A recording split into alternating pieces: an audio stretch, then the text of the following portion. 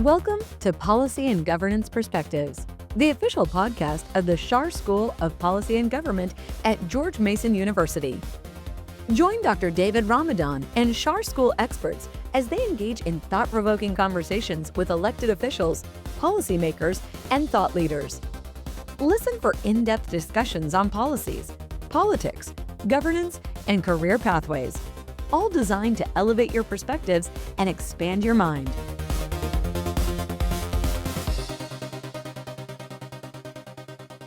Welcome to the 15th episode of Policy and Governance Perspectives, the official podcast of the Schar School of Policy and Government at George Mason University. Today, we're talking about something that touches every Virginian, whether you're sitting in traffic on I-66, working in a data center, or paying your utility bill, namely energy. How we produce it, how we use it, and whether our grid can keep up with explosive growth in data centers, AI, electrification, and population.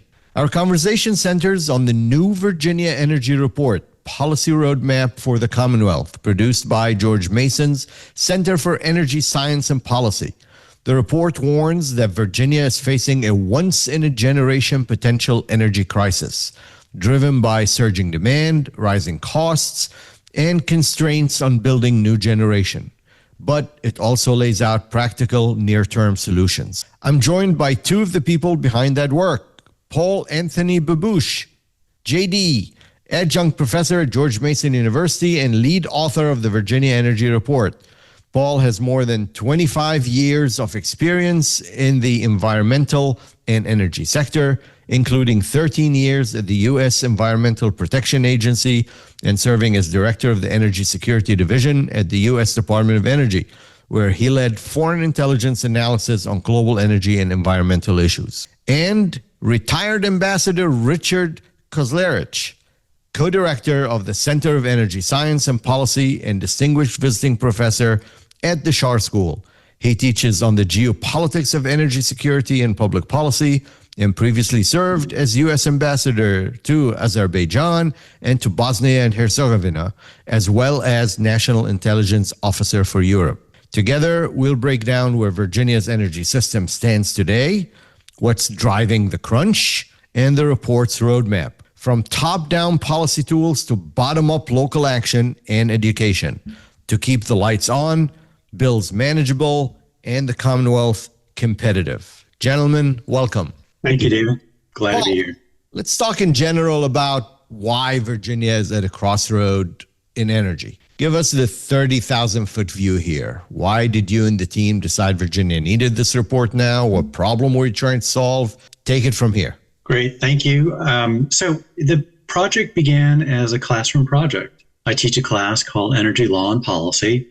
And in the spring of 2025, the students and I, we got together and we decided, you know what? We need to do something about Virginia's energy policy. So we developed this project and we just looked at the various ways that energy influences our lives and how our lives, we influence energy. And we looked at those intersections and we came up with about a dozen different ways, things like energy production and consumption, economics and jobs, public health and the environment, infrastructure and technology, climate change. The list goes on. And what we did is we divided it into chapters and we assigned students to spend the entire semester digging deep and understanding what's the current situation in Virginia under that paradigm, understanding that they all intersect, they all influence each other. And at the end of the semester, we had a decent draft. And then we peeled away about 5 to 6 students who joined the Center for Energy Science and Policy. And we continued to work on it throughout the summer until we had a final product in the fall of 2025, wherein then we published it. In a nutshell, what we're trying to address in this report is how Virginia can achieve energy security. And by that, what I'm really referring to is affordable energy prices, resilient and reliable electricity delivery, and a strong economy and job sector. Interesting. Thank you. All right. So simplify this for us, though. What do you really mean in simple terms when you say Virginia faces a once-in-a-generation potential energy crisis. What's at risk here? What can go wrong in the next decade? So, in simple terms, an energy crisis can mean when demand exceeds supply. So, or it also could mean times of some type of natural disaster like Hurricane Katrina, where you can't get energy to flow in and out of your area. So in Virginia's case, we've enjoyed essential equilibrium between demand and supply for over 20 years. And that was as far back as we went.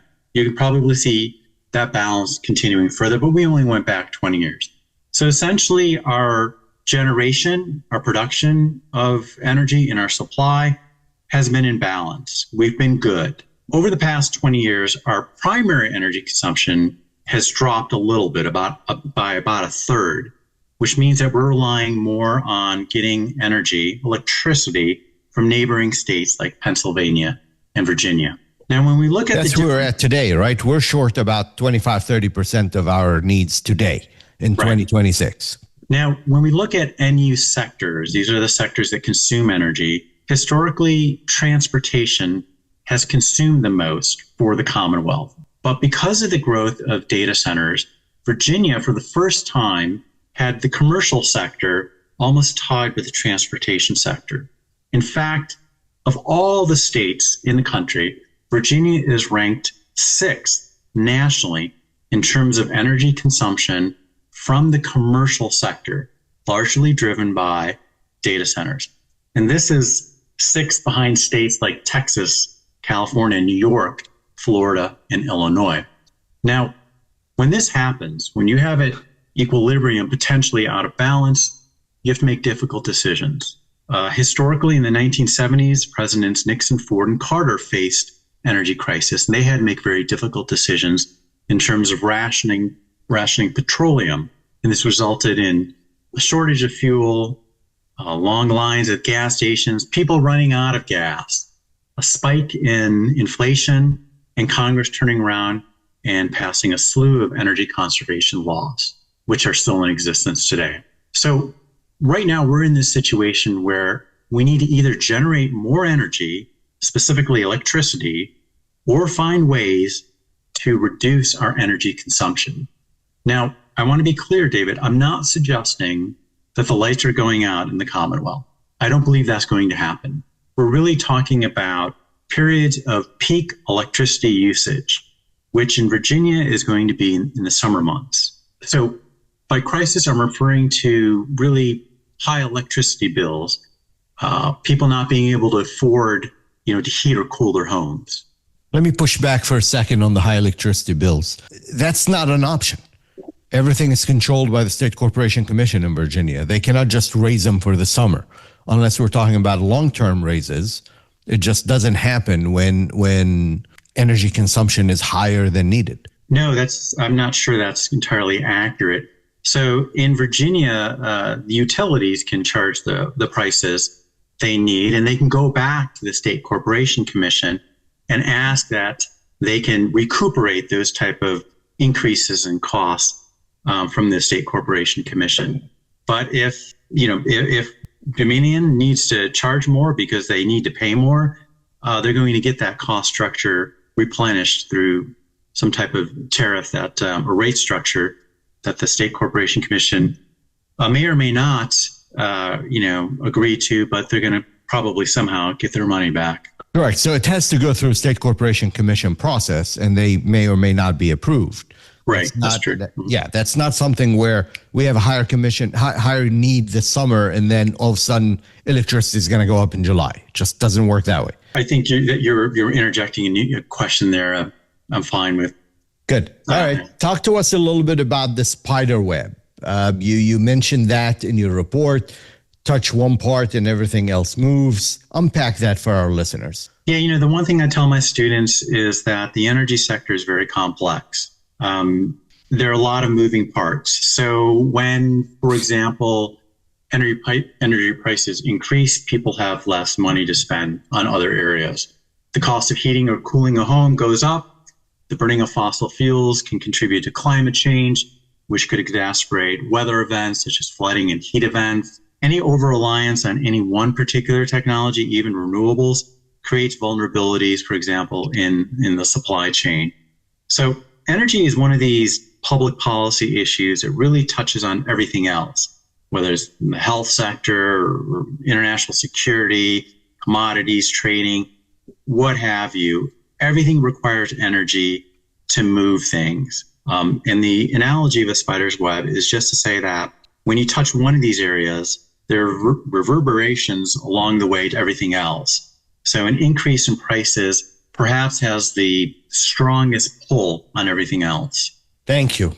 And you mentioned several students that help you out with those reports. I think one of them is a mutual student, right? That's Jack Potter was one of my students in one of my classes, and he's now working in the General Assembly. He's a huge fan of this report, and he's working for one of our delegates down there. Richard, let me go to you. Mr. Ambassador, Your Excellency, from your vantage point as co-director of the Center of Energy Science and Policy, how did this project come together? Who was at the table? What was the disciplines, the students, the partners?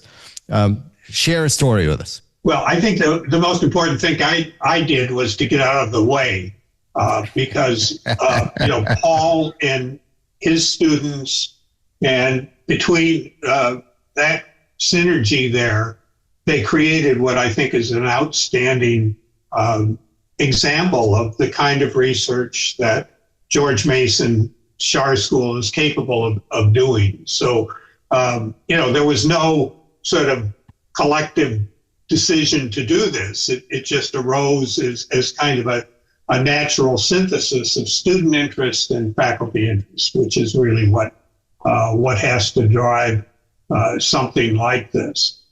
The timing of the report was exquisite, I guess is the best way to put it, coming as it did just before the elections in the Commonwealth of Virginia. And so, it's out there as, I think, an unmatched study of Virginia's energy situation, and something that I think policymakers in Richmond, but also, faculty and students here at George Mason can build upon for the future. My interest goes back to a conference that we organized last April on AI and the intersection of these issues at the national, state, and local level.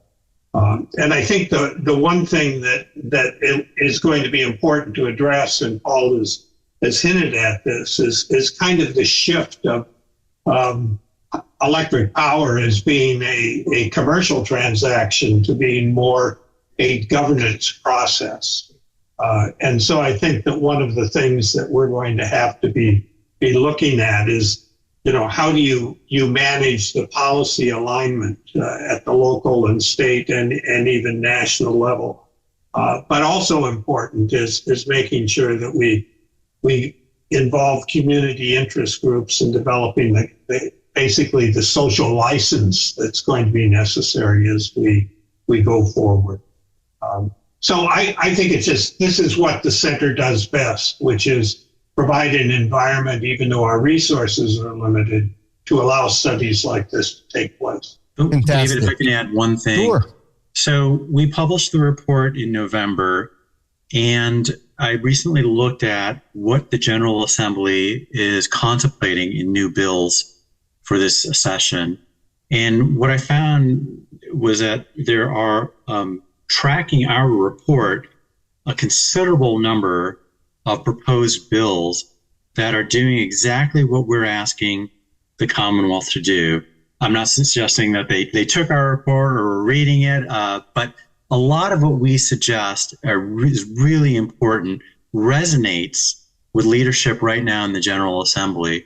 We'll get into some of these, but one of the things that kind of is the elephant in the room is this idea of the data centers consuming a lot of electricity. And we all agree that electricity consumption is going up. However, one of the most important points we make in our report is we need to slow that down a bit. We need to think carefully about whether all these data centers are actually going to be able to consume the energy they want to.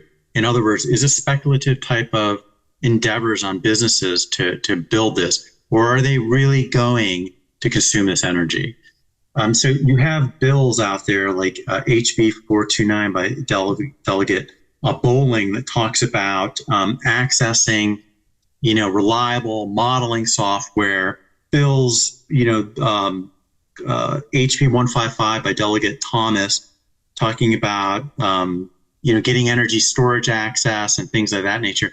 You have a lot of bills in the General Assembly that are trying to really clarify the picture as to what really are the energy needs moving forward.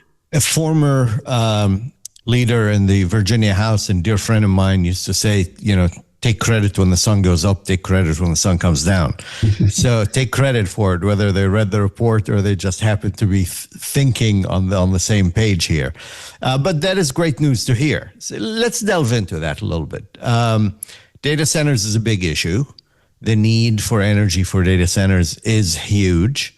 Elon Musk announced today, we are recording today on the 30th of January, and I know our listeners won't hear this for another 10 days or so, but on January 30th, I believe Elon Musk announced today that he wants to put data centers in space, whereby you could have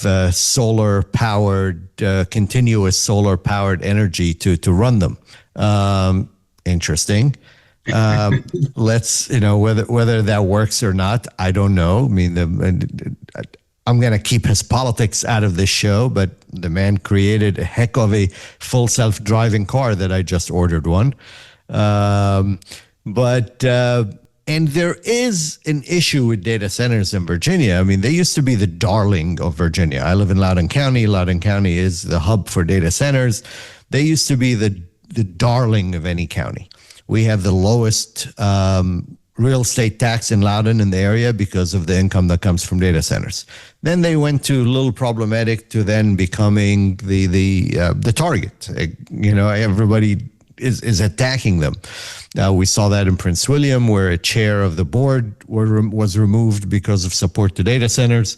And we're seeing that across the Commonwealth. The trajectory here, Paul, is that we're not going to continue to see a growth in data centers, at least in Virginia, the same way we saw in the last 10 years. There's still going to be growth, but not at the same rate and not that huge line going up. So delve into that from what you learned from your reporting. And Richard or Paul, whoever wants to jump into this. Well, let me just interject here that this is more than data centers. I mean, I think we make a major policy mistake of just focusing on data centers as the challenge, if you will, the capacity limitations in the power sector. We need to think about transportation and manufacturing as well. You're right to identify, and that came up in our conference too, that we've kind of moved from the gee whiz, everybody try to encourage every data center development. This is going to lead to jobs. Well, it turns out it doesn't take that many people to run a data center. The jobs were on the construction side. And I think we have to focus now on the governance process related to data centers. And that I think is the challenge for the future. If you're a data center today, you look for three things. You look for cheap electricity. That's number one. You're going to go to a place that's going to get, cheap electricity to buy. The second thing you look for is existing infrastructure. You want to know if others are there, there's some infrastructure, you can move in, you can add, you can build, you can grow. The other thing is a lot of these hyperscalers have goals for clean energy. And so they're going to gravitate towards areas that may have greater use of solar and wind energy in their paradigm of electricity generation. So Virginia has those three things, and it's been attractive to a lot of major data center manufacturers. Whether they decide to go elsewhere, they'll look for those three things in other areas of the country. There's also, the potential of political and community backlash, as we're seeing. These all affect, data center growths. The real, thing on the cutting edge right now is whether or not data centers need to tap into the grid to draw off their electricity. So there's a movement for on-site generation or collating or having a power purchase agreement with a supplier of energy that's just for themselves. These raise a host of other issues that, are worth exploring, something we could do at our school and in our center. But it does suggest that data centers are being responsive to the concerns that have been raised within Virginia. On-site generation is an idea that's catching up quite a bit. A couple of years ago, Supervisor Mike Turner in Loudoun County, who is a retired colonel, wrote about nuclear on-site generation, a paper that's been spreading around. It seems that this idea and didn't necessarily just come from Supervisor Turner, but from many places, is catching on. Military bases are producing some electricity using mini nuclear facilities. 2 days ago, Department of Energy issued a request for information inviting the states, not individuals or corporation, but the states, to express interest in hosting what they're calling a nuclear life cycle innovation campuses. A new effort to modernize full nuclear fuel cycle and strengthen America's leadership in advanced nuclear energy. Did you guys look into any of that? The smaller on-site nuclear that the military is looking at, and now what the federal government's trying to partner with the states on? I was just going to note that the College of Engineering has a small modular reactor simulation center that was funded by the Commonwealth, but represents technology that the NuScale company has developed. And I think it's, for Mason's future, it's good that we have these engineering hubs that are looking at the technical side. And what we need to do is develop some policy presence in this area so that we can help answer these questions of, does it make sense to, either develop power sources that are unique to the data center itself, ensure that if there are power sources, that some of that power goes to the broader grid. Sorry, Paul. And I'll give a shout out here to the former director of energy who was my guest on this podcast, my former colleague, Glenn Davis, who Yes. was instrumental in getting that center at Mason funded and up and running. Paul, talk to us a little bit about nuclear on-site, call it for simplicity, mini nuclear on-site energy. So the concept of a microgrid is not new. You can do it with a variety of sources. Small modular nuclear reactors is one potential. It offers independence, and it's great it has traditionally been used for communities, especially rural ones. So the idea is to kind of build your own mini plant, supplying your own energy. These are good, they're cost effective, they're important for infrastructure. I think Rich alludes to an issue we're going to have moving into the future, and that is if you start allowing businesses to have power purchase agreements with its own unique deliverer of energy in the form of on-site or some type of just localized energy delivery, the question that comes up is, are you removing that from the population? So is a hyperscaler, getting that advantage of a small modular nuclear reactor, but no one else? And so I think what states and jurisdictions are moving to is requiring, if they're going to approve that, requiring that there be a bidirectional movement of those electrons. So going to the commercial data center and then in times being able to flow into the grid.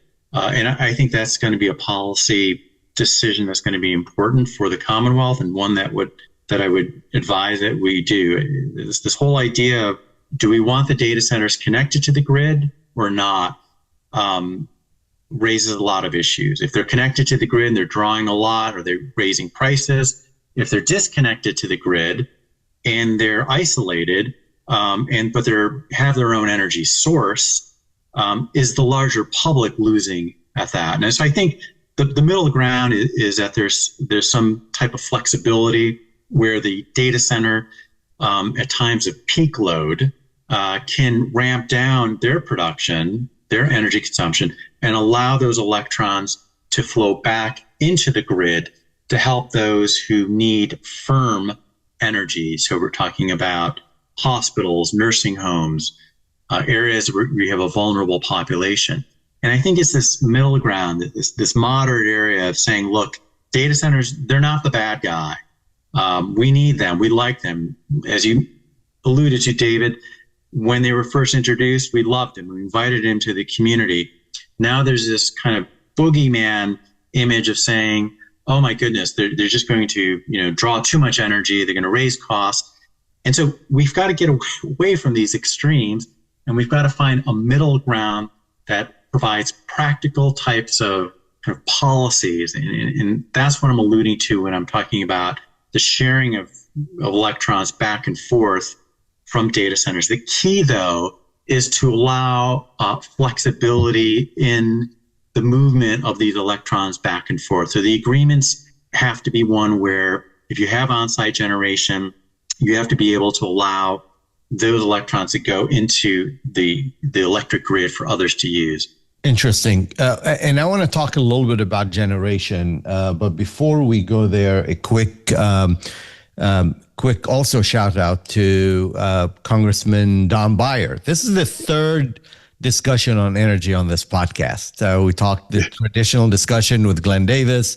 I also had Congressman Don Beyer, who is a good friend and a Mason student now.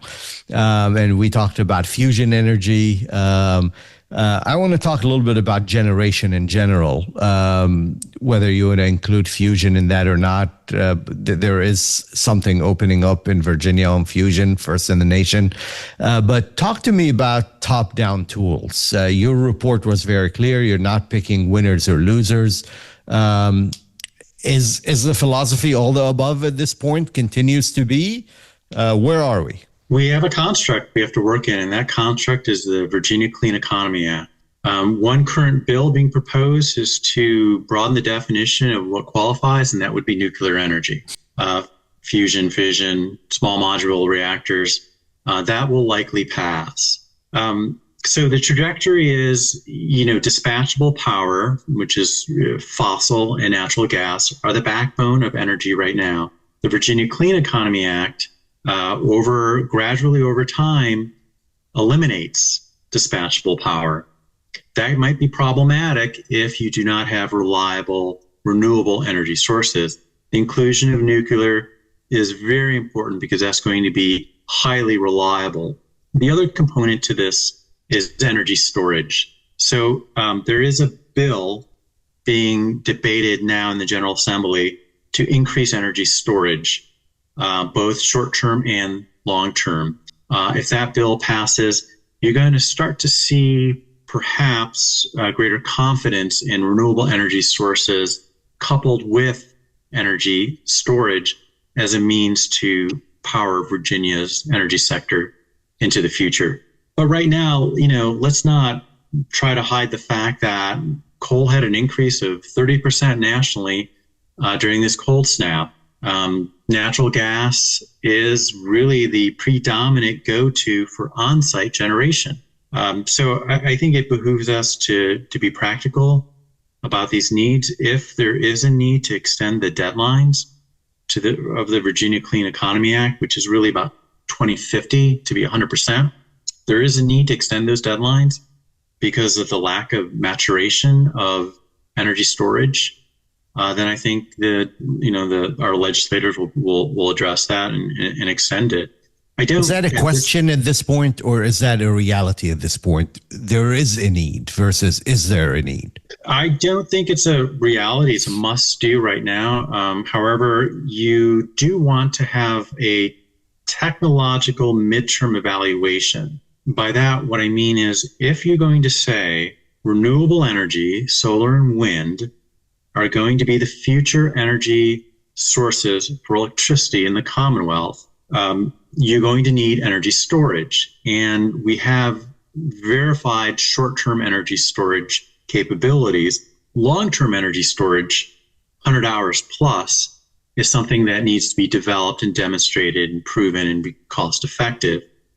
So by doing a kind of a technology midterm evaluation, what we're able to do and say is, look, we are on our way to getting that, or we're not. And depending on the answer to that question, we then move towards maybe extending the Virginia Clean Economy Act out, for more years. Thank you. Richard? I think it's important to understand there's a sequencing issue here.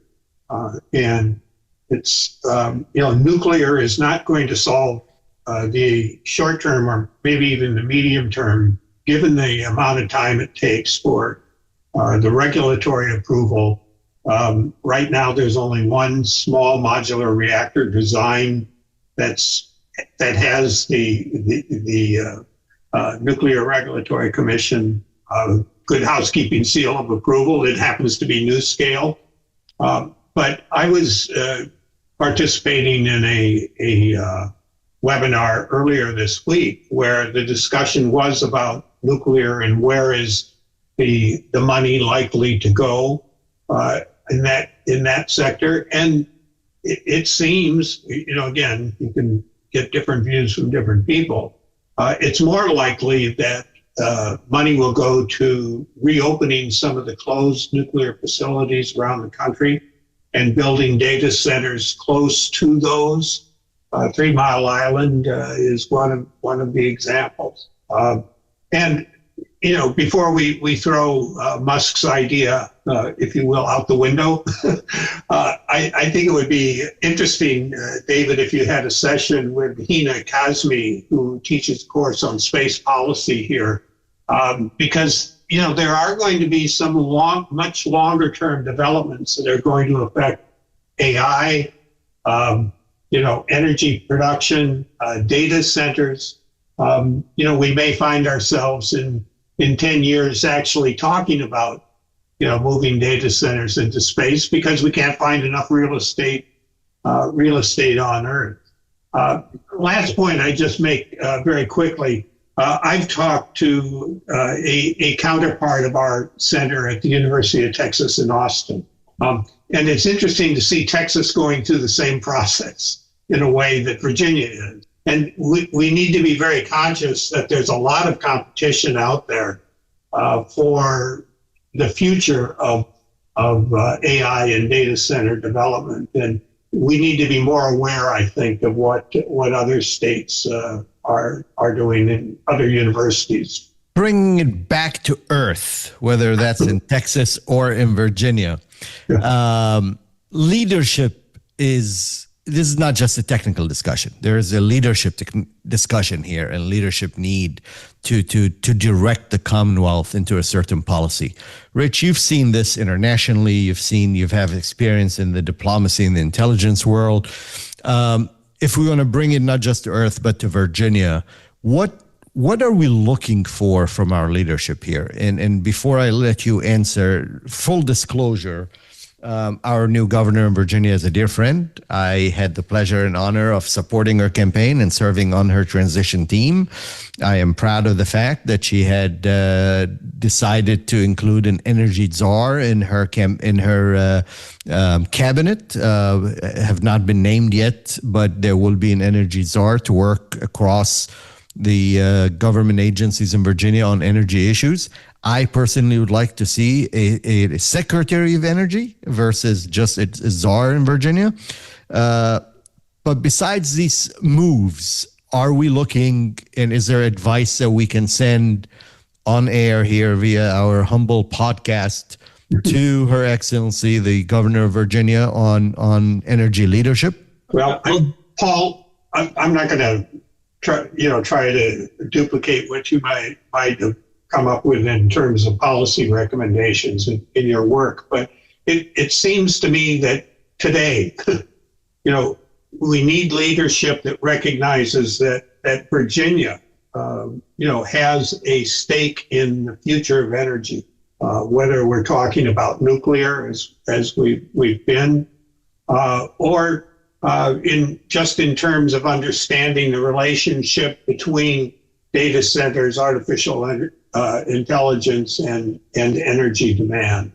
But I think recognizing that and taking it as not necessarily a policy challenge, but really a policy opportunity to build on the assets that are already out there and take advantage of people like Congressman Byer, who clearly has a vision.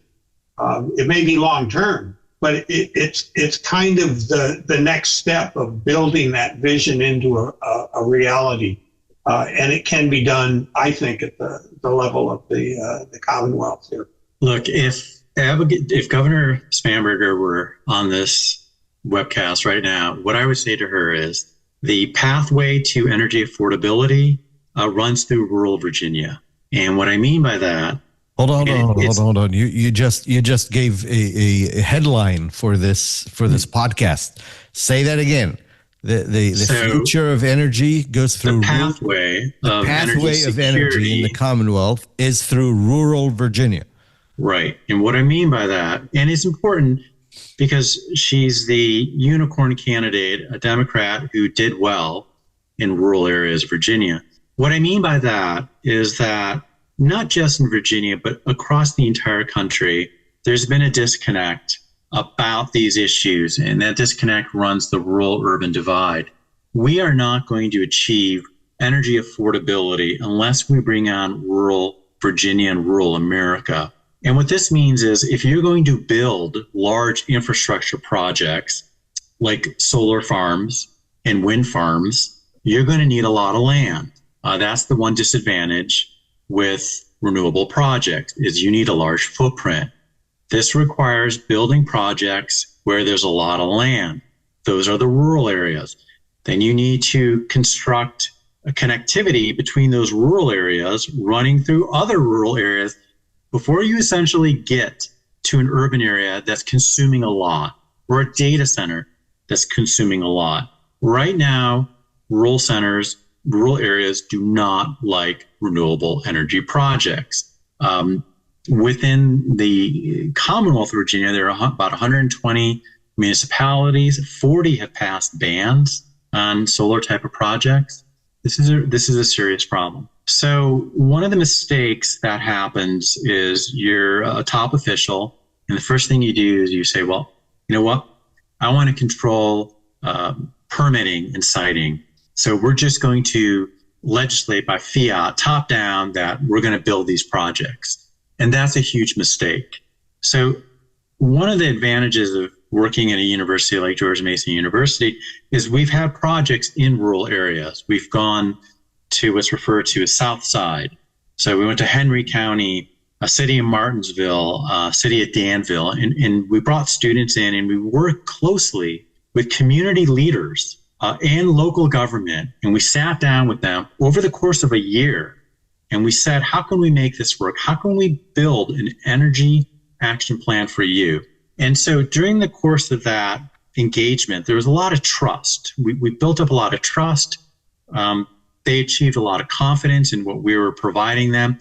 And they all three adopted an energy action plan. That's unheard of in conservative areas throughout the country. And the way we did it is building that trust relationship. So when I say, if I had the opportunity to talk to leadership in Virginia, I would say you need to go slowly in rural Virginia. And the way you do it is you work with municipalities in building an energy action plan that fits their needs. This can't be a top-down type of fiat legislative act. So what we did working with someone like Henry County is we looked at what is it they want. What is it they need? What are their economics? What is their culture? What's their history? They may not like the unsightly look of solar panels. How far back would they like to have them set back? What's the community saying? Not just the loudest voices, but what are true representatives throughout the community? What is it they want? Now, the disadvantage to this, David and Rich, is that it takes time, and we may not Do we have have as the much time? Do we have Yes. that time? That's the question. Right. Do we have the time? What we've seen, though, however, is in pendulum politics and the fact that the Virginia governorship is 4 years, if you don't build a solid foundation, it's going to be taken out from underneath you if the administration changed. And we saw that going from the Biden administration Inflation Reduction Act to the Trump administration One Beautiful Bill Act, the complete reversal of policies in the area of energy. If you want to avoid that happening, you need to bring in rural Virginia and rural America. The way you do that is you listen to them and you try to meet them where they are. What are their needs? Otherwise, you lose an enormous amount of credibility in anything you're trying to do. I'm glad to hear about that South Side initiative and projects. I need to connect you with Senator Bill Stanley from that area, a dear friend of mine who has a racing podcast, talks quite a bit about racing cars, and he's a state senator who presents that area. And I'm sure there'll be quite a bit of an education that he would love to talk to you about energy, especially with those initiatives. Those are the initiatives that you all call the action planning, the energy action planning initiatives or local energy action planning initiatives in your report, right? Is that what you're talking That's right. about for cities and counties and all? That's right. Right. We're getting towards the end of our time here, and I could talk about this stuff for another hour, but let's bring it down to, because you alluded with this, and this is open to both of you, Rich and Paul, for the last couple of minutes, on the bottom up, basically, and that's what you're talking about. Instead of top-down policy, it's a bottom up, start with the local. Now let's bring it back to Northern Virginia and to Mason. What is our role here as George Mason? In particular, I'm going to talk on the policy side and in the Schar School, since this is the Schar School's podcast. Our friends in the engineering school can do their own.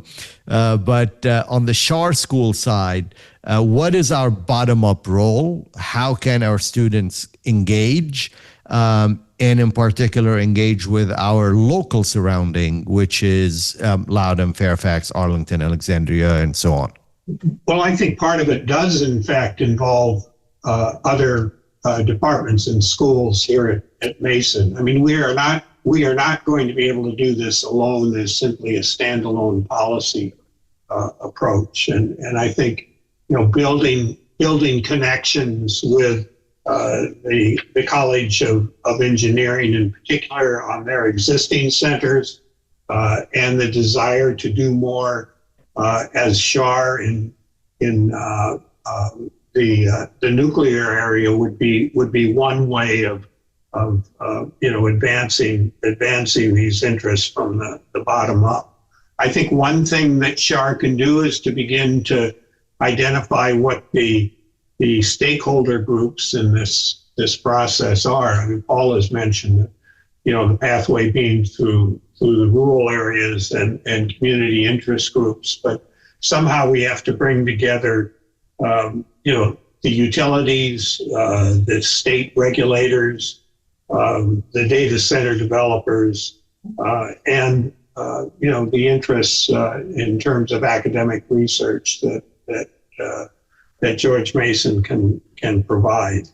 But I think we need to be very, very clear about if we don't begin to offer more opportunities for certificates and traditional teaching and training opportunities here at the university, we're never going to be able to do much more than we've done already. There needs to be a boost, I think, in terms of leadership interest at the Schar School in energy, in particular, how it plays out across a multitude of disciplines. And let me add just one international aspect that's really important. And that is watching what the Chinese are doing. Because China, it's obviously a different situation, different environment, but they're facing many of the same challenges that Paul identified in his report. And I don't think we know enough about their success or failure rate to be able to make any judgments about whether they found the answers, but I think that's something else that Schar could look into. Sorry, Paul. David, we're educators. That's our chosen career at this point. And the one thing I would like to see us do as a policy school is to actually formalize a curriculum on energy security. We don't have one. We've got Rich's class, we've got my class, and well, that's about it. If you developed a concentration on energy security, you're addressing one of the most important issues, not just in Virginia, but across the country: energy, climate change as well. You can use buzzwords like affordability. You can do whatever you want. It all comes down to energy security. So a curriculum around energy security, talking not just about law and policy, but engineering and the infrastructure and the public health benefit. You can just kind of go through the table of contents in the report that we wrote, and you can come up with entire classes. Look, there are some schools that excel in this area that understand that students studying energy security are very well prepared to enter a variety of interdisciplinary type of professions. My dream is that the Schar School takes a leadership position in the area of energy security, develops a concentration or some type of focus area that says, look, energy is important. It's gonna affect all the other public policy type of focus areas, and we want students to kind of walk out of here understanding these issues. Energy is important. Almost everything we do is dependent on it. Paul, Ambassador, thank you both for your leadership and for helping us make sense today of Virginia's energy crossroads. For our listeners who want to go deeper, you can read the full Virginia Energy Report, Policy Roadmap for the Commonwealth, and learn more about the Center for Energy Science and Policy at George Mason University by visiting our Schar School's website and this podcast website. There'll be a link there. You can find this episode and all previous episodes of Policy and Governance Perspectives at schar.gmu.edu/podcast or wherever you get your podcast. I am David Ramadan, and this has been Policy and Governance Perspectives. Until next time, stay informed, stay engaged, and don't forget, energy policy is not abstract. It's your bill, it's your job, it is your future. Until next week. That brings us to the end of another insightful episode of Policy and Governance Perspectives. We truly appreciate you joining us for these important discussions featuring voices from across the Schar School. For more information and to explore our archive of past episodes, please visit schar.gmu.edu/podcast. Thank you for listening, and we look forward to sharing more with you next time.